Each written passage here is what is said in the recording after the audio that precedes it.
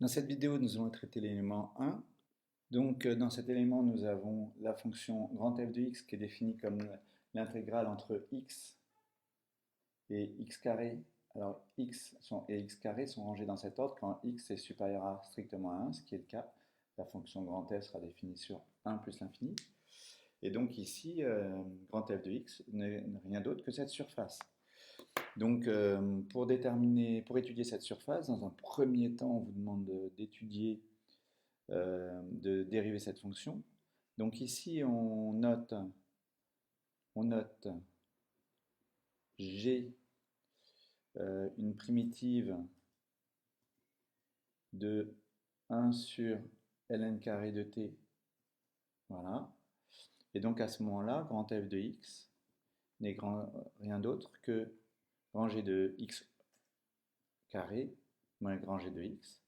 Donc grand f' de x, c'est 2x grand g' de x carré moins g' de x. Or, ici, comme g est une primitive de cette fonction, on obtient 2x fois 1 sur ln carré de x au carré moins 1 sur ln carré de x. Et donc, après simplification et factorisation, on obtient 1 sur ln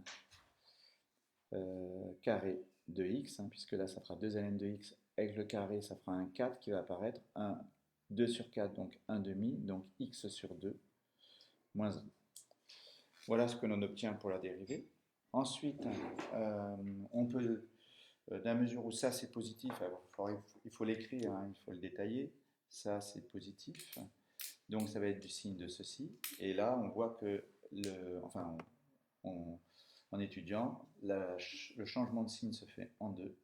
On est défini sur 1 plus l'infini, et on a donc ici négatif, ici positif, là décroissante et croissante. Donc grand f' de x et les variations de grand f. Ici, peu importe, c'est grand f de 2. Grand f de 2, c'est l'intégrale entre 2 et 4 de dt sur ln de t carré. On ne peut pas en dire plus. Donc maintenant, dans la deuxième question, on vous demande de montrer que f admet une limite en plus l'infini. Comme f est croissante, alors ça, il faut l'écrire, toutes les lettres, on ne peut pas écrire. Elle est croissante sur 2 plus l'infini, théorème de la limite monotone, vous avez donc f admet une limite en plus l'infini. Voilà. Une fois qu'on a précisé que f admet une limite en plus infini, on vous demande de la déterminer. Et pour cela, on vous donne l'inégalité. On va admettre, pour le démontrer, on pourrait simplement faire l'étude de la fonction t carré moins ln de t. Alors c'est pas t carré, mais c'est t moins ln carré de t. Donc on part de cette inégalité. On passe à la fonction en utilisant la fonction inverse qui est décroissante sur R plus étoile, on en déduit que 1 sur ln carré de t supérieur ou égal à 1 sur t.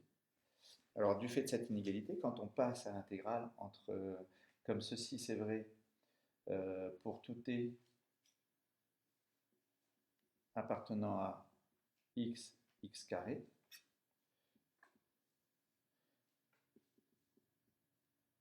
donc on a ceci sur 1 plus l'infini. Donc on a ceci pour tout t appartenant à l'intervalle x carré. Donc on peut passer à l'intégrale. Donc en passant à l'intégrale, on obtient l'intégrale entre x et x carré de 1 sur ln carré de t supérieur ou égal à l'intégrale entre x et x carré. Voilà.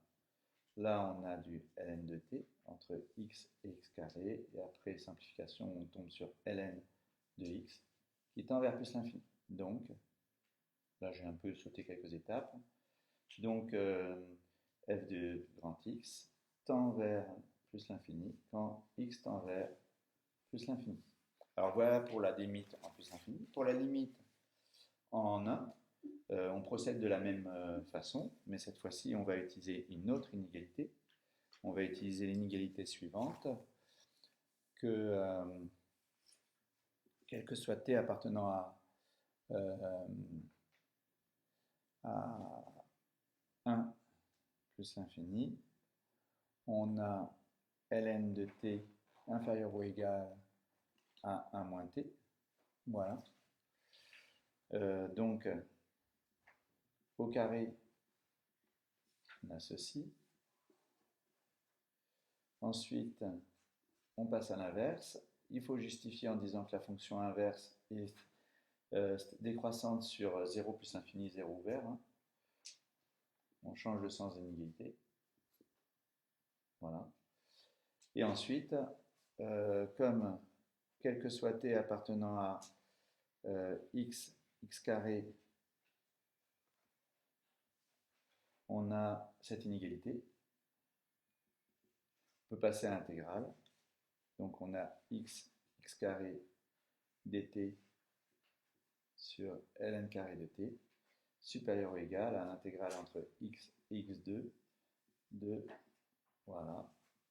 Ici, on connaît une primitive de cette expression, c'est moins 1 sur t moins 1 entre x et x2. On remplace, on obtient 1 sur x moins 1 moins 1 sur x carré moins 1.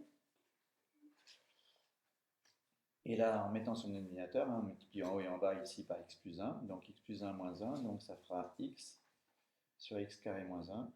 Et ensuite, on justifie le fait que ça, quand x tend vers 1, ça tend vers 1 au numérateur, vers 0 plus au dénominateur. Donc, on tendra vers plus l'infini. Donc, ceci tend vers plus l'infini, donc ceci tend vers plus l'infini. Et on a trouvé les deux limites, ici et là. Alors, voici pour cet élément.